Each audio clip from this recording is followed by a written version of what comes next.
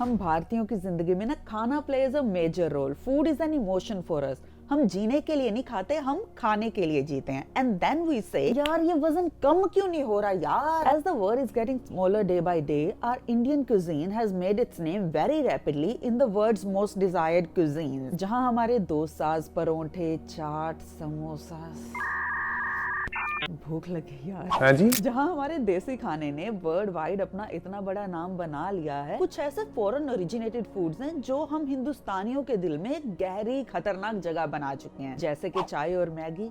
Yes, Maggi is not Indian. I am sorry to break this information to you. और चाय Chinese है, सो boycott. चाय और Maggi दोनों को आज बहुत कॉमनली इंडियन कुजीन के साथ जोड़ा जाता है। एक देसी इंडियन रेगुलर घर में दिन की शुरुआत होती है चाय के गर्मा गर्म कप से, और हफ्ते में एक आध बार तो मैगी का कंजम्पशन हो ही जाता है। तुम्हें हर गली नुक्कड़ में एक चाय की टपरी और मैगी जॉइंट बहुत आसानी से मिल जाएगा।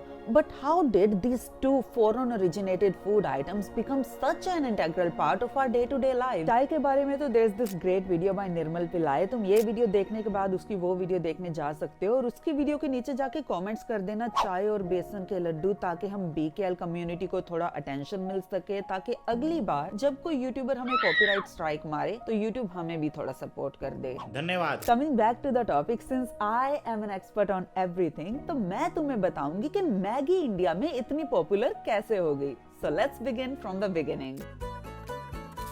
भले ही आज मैगी को हमारे देश में one of the most popular comfort food consider किया जाता है, पर इसकी शुरुआत इंडिया में नहीं, एक्चुअली स्विट्जरलैंड के एक छोटे से शहर कैम्थल में हुई थी। Yes, Switzerland, the land of India's black money. Julius Maggi को मिली अपने पापा की mill in the mid 1800s because nepotism was a good thing and it's still a thing. तो अंबानी मुझे तो अपनी कंपनी नहीं देगा, sadly your loss Ambani, your loss. उसी समय के दौरान मिड 1800s में the women have just started entering the work field. तो जूलियस मैगी का मेन गोल ये था कि खाने को कैसे कम समय में या इंस्टेंटली कुक किया जाए to help these mothers while not compromising with the taste and the nutrition value. Hi, I'm Julius Maggie. Yes, औरत के किचन से बाहर निकलते ही देश का न्यूट्रिशन गिर गया।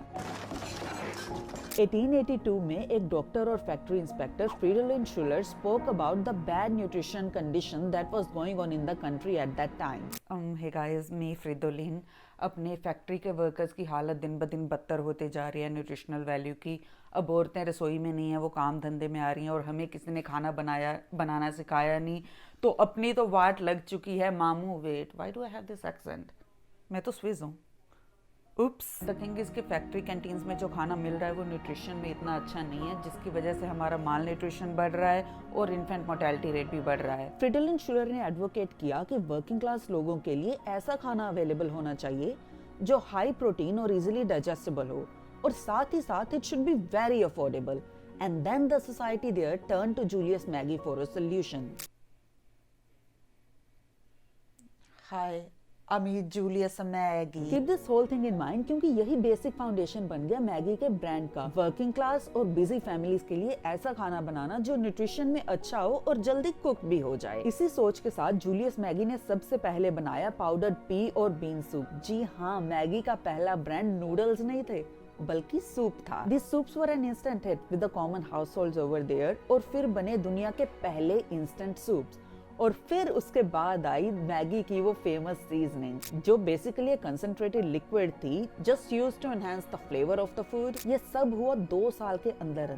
फिर मैगी की पॉपुलैरिटी इतनी बढ़ गई कि स्विट्जरलैंड के अलावा भी मैगी के branches France, Italy, Germany, US और यूके में भी खुल गए। हाय, I'm Julius Maggi and I am rich. I am Swiss, तो मैं इटालियन जस्टिस क्यों कर रहा हूँ?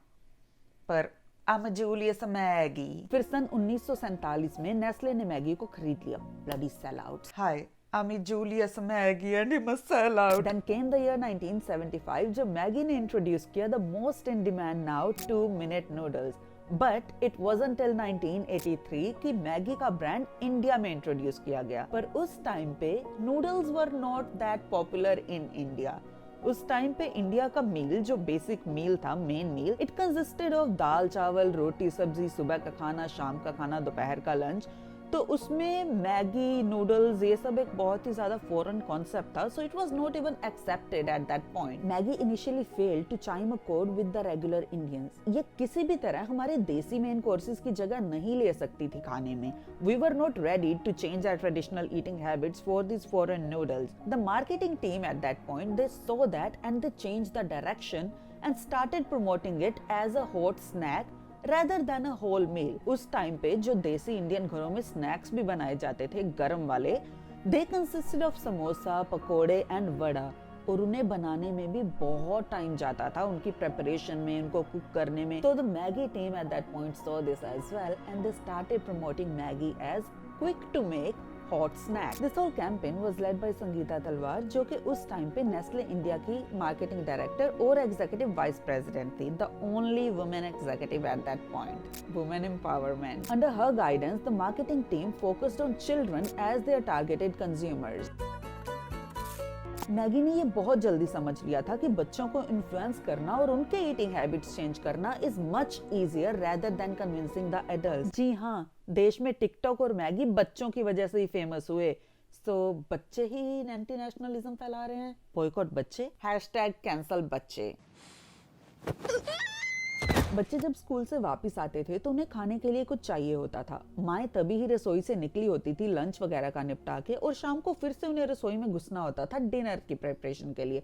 तो ये समय माओ के लिए थोड़ा मुश्किल था, क्योंकि वरना वो सारा दिन रसोई में ही रहती, और मुझे लगा था कि 1800s में they enter the work field, तो उन्हें रसोई से और घर के कामकाज से थोड़ा छुटकारा मिल जाएगा। But ladies life, you guys, ladies life। Maggi focused on this issue as well, and keeping this in mind, their ads were focused on the mother-children dynamic and this quick to easy food। उनकी tagline बन गई fast to cook, good to eat। उन्होंने बहुत smartly ये 2 minute वाली tagline use की। हालांकि सबको पता है कि मैगी कभी 2 मिनट में नहीं बनती, but because they gave us exact time frame of 2 minutes instead of calling it instant noodles, लोगों के दिमाग में ना ये एक एग्जैक्ट टाइम फ्रेम बन गया कि हाँ जल्दी बन जाएगा।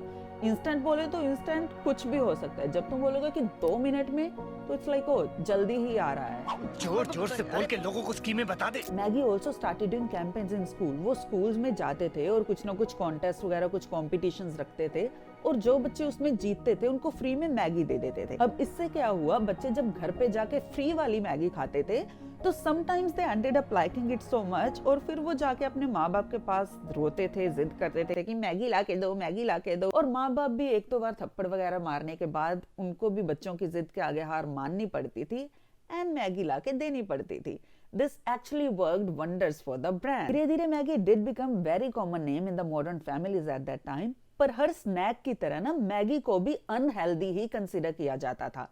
तो parents were still a little hesitant and resistant in feeding their kids these noodles, पर Maggi saw that and in 1997 very smartly they changed their tagline to taste be health be, and they promoted it by adding आटा and oats in their noodles। तो इससे क्या हुआ, लोगों के दिमाग में आ गया कि in comparison maybe Maggi is healthier than other snacks, or they could make it healthier by adding vegetables to that।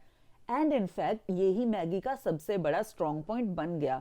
The appeal to customize it according to your own need। Easy to make part is what made it popular in the first place, especially among students and young adults। क्योंकि जो बच्चे hostel में रहते थे या फिर exam से पहले जब वो रात रात तक पढ़ते थे, तो उनको जब भूख लगती थी तो इजीएस्ट वे वाज कि फटाफट गर्मा गर्म मैगी बना के खा लो और सुबह फटाफट जाके एग्जाम दे दो चीटिंग करके। नहीं, चीटिंग करके नहीं। अभी 12th फेल देखी ना, no cheating. Coming back to the topic, आज डिस्ट्रैक्ट बहुत हो रही हूँ यार, but yes, coming back, I think Maggi की अपील ये बन गई कि उसको अगर तुम फटाफट इजीएस्ट वे में बनाना चाहते हो तो तुम वो भी कर सकते हो। बट बहुत ही कम लोग हैं जो मैगी को एज इट इज खाते हैं।